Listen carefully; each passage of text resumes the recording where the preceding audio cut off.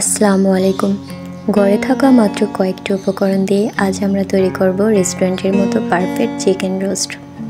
Perfect chicken roast তৈরি করার জন্য প্রথমে আমি চিকেন পিসগুলোকে সামান্য পরিমাণে সাদা তেল দিয়ে ভেজে নেব। সবগুলো ভাজা হয়ে যাবার পর এবার একটি পাত্রে আমি সামান্য পরিমাণে তেল দিয়ে পেঁয়াজের বেরেস্তা তৈরি করে নেব।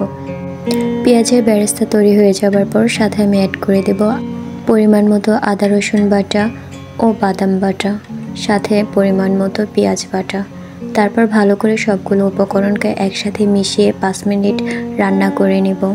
তারপর অ্যাড করে দেব সামান্য পরিমাণের মরিচের গুঁড়ো। তারপর ভালোভাবে মিশিয়ে 4টি লং, এলাচ ও দারচিনি, তেজপাতা দিয়ে ভালোভাবে সবগুলো উপকরণ একসাথে মিশিয়ে 5 মিনিট রান্না করে নেব। 5 মিনিট পর পরিমাণ মতো গুঁড়ো দুধ, টমেটো সস এবং গরম মশলা দিয়ে দেব।